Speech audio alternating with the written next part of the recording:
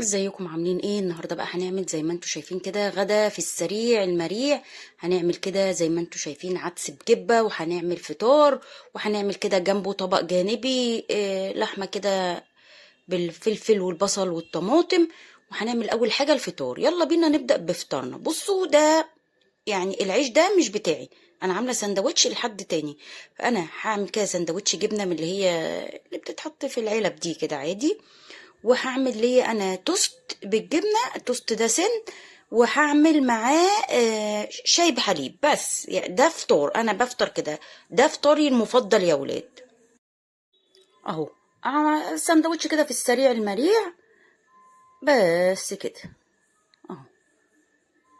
تمام قوي كده. هعمل ليا بقى انا جبنه بيضه كده عاديه، او ممكن بحط ساعات جبنه قريش حسب المتوفر عندي. انا كان عندي جبنه قريش، بس انا فضلت النهارده ان انا احط جبنه، افطر بالجبنه البيضاء. بس كده. بصوا، باخد الثلاث توستات السن دول، وبدهن كده التوست بالجبنه، واعمل جنبه كوبايه شاي بلبن. هو ده الفطار بتاعي. شايفين بقى؟ مفيش اسرع من كده ولا اسهل من كده. ممكن تحطوا طبعا على التوست ده زعتر، تحطوا ممكن شرايح بيض، زعتر على الجبنه، يا اما تحطوا عليه شرايح بيض. بس البيض مش بينفع لان ده توست ناشف.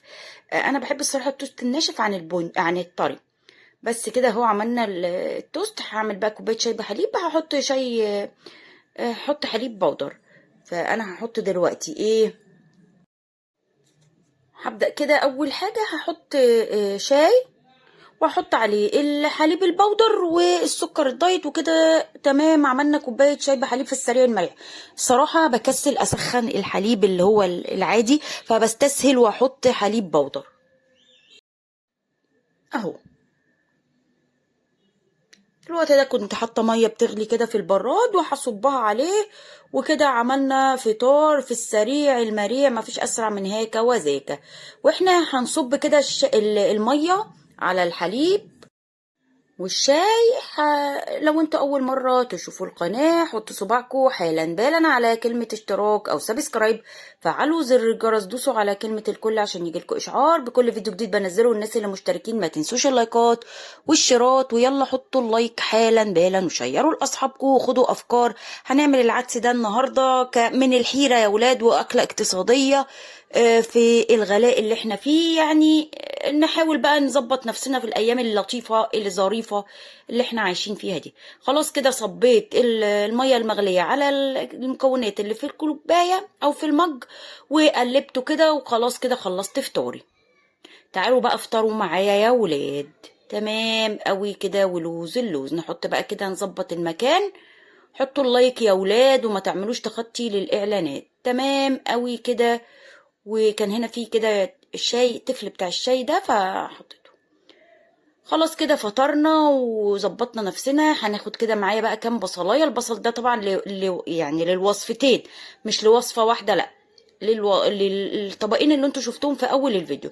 هقطع كده بصل في الكبه اي تقطيعه. طبعا ممكن تبشروه، تقطعوه بالسكينه، تقطعوه حسب ما بتفضلوا شكل البصل انا هعمله النهارده في الكب كده فرم، يعني متوسط، ولا ناعم قوي ولا خشن قوي. هنعمل منه العدس، وهنعمل منه اللحمه اللي انتوا شفتوها، اللي هي بالبصل والفلفل والطماطم دي. هديله كده ضربه بقى متينه في الكبه، ونشوف هنعمل ايه بعد كده. حطوا اللايكات يا ولاد، وشيروا لاصحابكم، حاولوا تعملوا اكلات سهله في ايام الامتحانات دي، عشان المطبخ بياخد من وقتنا كتير يعني في ايام الامتحانات. فنحاول نعمل حاجات سهله كده عشان نقدر ان احنا نبقى مع الولاد. يا ربنا يعني، يا رب ينجح الجميع وبس. مش عارفه اقول ايه اكتر من هذا الكلام. ضربنا كده البصل كام ضربه كده متينه. بصوا، انا بجهز كل حاجه الاول، وبعد كده باخد المكونات وارفع بقى على النار. خلاص كده خلصنا البصل. هنيجي بعد كده، استنوا اهو. هعمل الطماطم.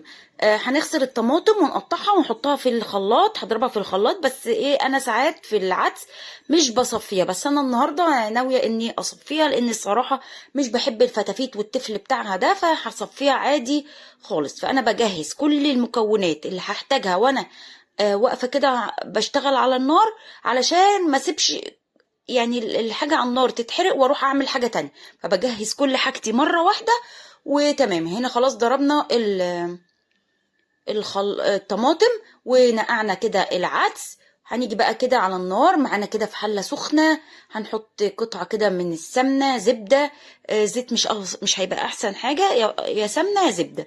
ولو حطينا زبدة طبعا هنحط معاها نقطة زيت. هنسيبها كده تسيح شوية على النار، وهنزل بجزء من البصل. بصوا هنعمل العدس ده بطريقة سهلة جدا وبسيطة وما خدش وقت خالص. اهم حاجة ان انتوا تنقعوا العدس مش عشان السوا بس، لا، عشان البقوليات يا جماعة بتحتاج ان هي تتنقع، عشان فيها مادة لازم تنزل في مية النقع دي، مادة مش ما يفضلش يعني ان احنا نحطها في الاكل، فالافضل. وكمان عشان ما يعملش غازات معاكم. هشوح كده بقى البصلايه لغايه ما تبدا تصفر وتاخد لون بسيط كده. نشوف هنعمل ايه. طبعا العدس ده ليه كذا طريقه، ممكن بيتعمل كله على بعضه، وفي بيتعمل بالطريقه اللي انا بعملها دي. انا بعمله بطريقه الطبخ العادي خالص، بشوح بصلايه كده. ولاحظوا ان البصل ده محتاج دهون، ولكن انا عايزه مش اقتصد، يعني مش عايزه احط دهون كتير. بس كده هشوح بقى كده زي ما انتوا شايفين. وفي الوقت ده خلاص هجيب بقى الطماطم، وزي ما احنا اتفقنا النهارده هنصفي الطماطم بتاعتنا. ممكن تضربوها ناعم في الخلاط وتضيفوها زي ما هي، بس انا النهارده هصفيها. طبعا لو سامعين دوشة كالعادة بعتذر لكم، زي ما احنا متعودين لازم الدوشة من طقوس الفيديوهات بتاعتنا، ما ينفعش. بصوا هنا حطيت شوية كده عشان البصل ما يتحرقش، بس قلبتهم على البصل، وبعد كده هشتغل عادي اصفي بقى زي ما انتوا شايفين كده ايه بالمصفى. بصوا تحسوا ان الطماطم لونها فاتح، مش عارفة ليه. ولكن هندوي هذا الكلام وهنحط له كده، هنشوف يعني، مش عايزين نسبق الاحداث. مش عارفه الكلام النهارده بيقع مني ليه يا ولاد. حطوا اللايكات يا حبايبي وما تكسلوش، واقعدوا في الفيديو للاخر وشوفوا طريقه العدس واللحمه اللي احنا هنعملها. حاجه سهله كده وبسيطه. ممكن تعملوا طبعا طريقه العدس بس، ممكن تعملوا طريقه اللحمه بس وتحمروا جنبها بطاطس. بس انا حبيت اعمل طبق اللحمه ده عشان لو في حد مش عايز ياكل عدس ياكل اللحمه دي، او نشكل يعني ما يبقاش هو كده بس. وبراحتكم خالص طبعا، كل واحد حسب ما يفضل. اهو شايفين بقى حطيت حته كده من الصلصه تغير اللون الفاتح بتاع الطماطم ده، تغمقه كده شويه. تمام قوي كده. حطيت كده بس رشه من السكر وهقلبه. النهارده بحط الاشياء بايدي عشان انا كنت غاسله الحاجات بتاعه البهارات ولسه ما فضيتهاش فيها، فكده يعني بعمل شويه تنظيفات للعيد بدري بدري عشان الامتحانات يا ولاد. فيعني هنغطيه بقى كده ونوري بالغطا ونسيبه. هحط حبة عدس اصفر كده بيدي قوام حلو جدا للعدس. ففي الوقت ده والطماطم كده بتتسبك، طبعا هنشغل نفسنا ما نقعدش جنب الطماطم ونستنى، لا، هنعمل شوية حاجات في الوصفة التانية اللي احنا هنعملها. هقطع كده كام طماطمية، وطبعا عرفتوا طبعا باقي البصل ده هنعمل بيه ايه، هنضيفه للحمة. هقطع كده طماطميتين صغيرين وقرنين فلفل كده اللي هو الرومي، وواحد حامي. طبعا مش حابين تحطوا الحامي براحتكم خالص. وهنعمل شوية كده لحمة بالفلفل والطماطم والبصل كده، طعمها خرافي. جربوها هتنفعكم جدا في اوقات الزنقة والتنظيفات والامتحانات، يعني وصفات كده ايه تنفعنا في هذا الوقت اللطيف. ماشي اهو هنقطع بقى الطماطم كده اي تقطيع، وبعدين الفلفل، وهقطع كده الفلفل الحامي وبس كده. واحنا هنبدأ نشتغل. هنا بقى معايا ووك سخنة على النار، نقلت العدس على عين تانية، وهنا عشان يبقى واضح قدامكم سبت السمنة ساحت شوية وقدحت. هنزل بالبصل اللي كنا عاملينه، عشان قلت لكم دي الوصفة، ده الوصفتين. فهنزل بالبصل كده على السمنة اللي احنا سبناها تسخن جامد، ونزلنا بالبصل كده عليها، ونشوح في البصل ده لغاية ما يبدأ يصفر. مش هياخد لون ولا حاجة، يصفر بس. ونشوف هنعمل ايه بعد كده. حطوا اللايكات، شيروا لأصحابكم، ما تعملوش تخطي للإعلانات عشان ما ازعلش منيكم. اهو بصوا هشوح بقى كده في البصل لغاية ما يبدأ يصفر. هقول لكم بقى نحط ايه ونعمل ايه، ومش عايزين نسبق الأحداث يا ولاد. اهو اديله برضو تقليبة كده تانية لغاية ما لسه برضو حساه فاتح، يصفر كمان شوية كده ونشوف هنعمل ايه. نديله بس تقلبتين في السريع كده وبعدين هنا خلاص بدأ اللي هو يصفر شوية، طبعا مش واضح في الكاميرا. هنزل كده بلحمة مفرومة كانت عندي في التلاجة، يعني في الفريزر، طلعتها كده. مش هعمل كتير، بس طبق جانبي جنب العدس. ممكن تعملوا الوصفة بتاعت اللحمة دي وتزودوا شوية صلصة وتحطوها، تكونوا سالقين جنبها مكرونة، وتاخدوا تاخدوا من اللحمة المفرومة دي وتحطوا على طبق المكرونة، وتبقى أكلة وحلوة وسهلة برضو وسريعة وبسيطة في أيام الزنقة. زي ما بقولكوا في أيام التنظيفات، في أيام الامتحانات، هنحاول نعمل أكلات سهلة كده وبسيطة. وخدوا أفكار طبعا، لأن كل يوم حيرة ناكل إيه ونعمل اكل ايه، وكل واحد برأي. فيعني بديكم مجرد افكار، وانتوا بقى اعملوا اللي يتناسب مع ظروفكم، يتناسب مع ان الاكله اللي انتوا بتحبوا، هل بتحبوا الاكله دي ولا لا. وشوفوا، هشوح كده بقى اللحمه زي ما انتوا شايفين مع البصله لغايه ما يبقى لونها بني. تمام، بصوا اهو تمام قوي كده. بعد ما اخدت اللون البني، نزلت كده بالفلفل والطماطم وهديهم تقليبه. وبعد كده هبدا بقى ابهر هذا الكلام. هنحط كده بهارات كده طعمها خطير، والله خطير. هقلب بقى كده، وابدا دلوقتي احط البهارات. طبعا انا في حاجه حبيت اقولها لكم، ان انا حطيت رشه من السكر طبعا عشان في التسبيكه، عشان نعادل حموضه الطماطم بس. رشه بسيطه. تمام كده خلاص. اجيب بقى البهارات بتاعتي وابهر.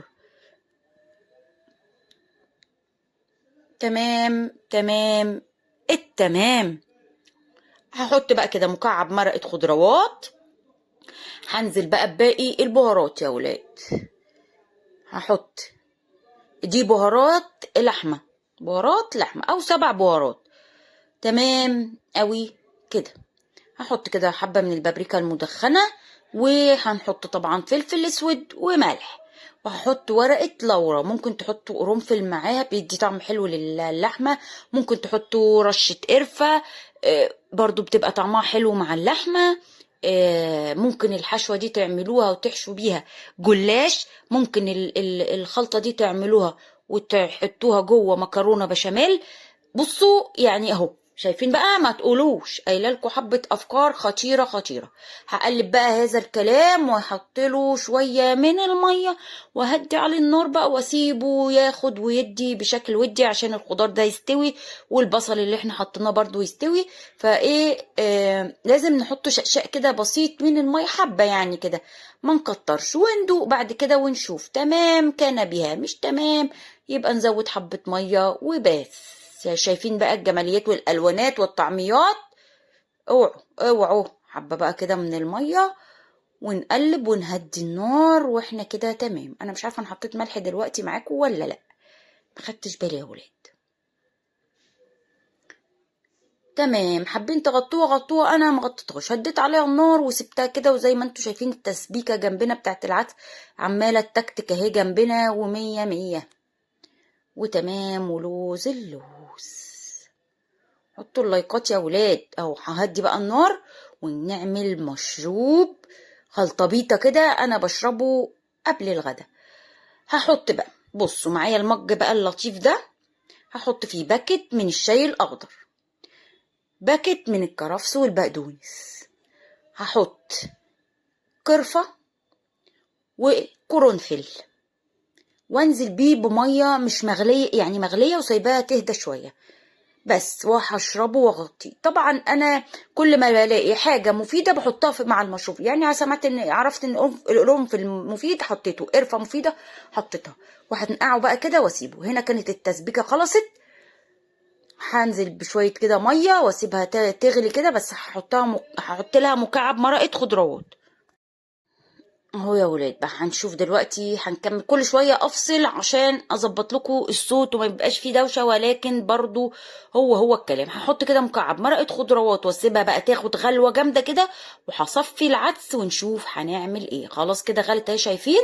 هنزل بقى بعد ما صفيت العدس، هنزل بيه كده في على الطماطم اللي حطينا لها شويه كده من الميه.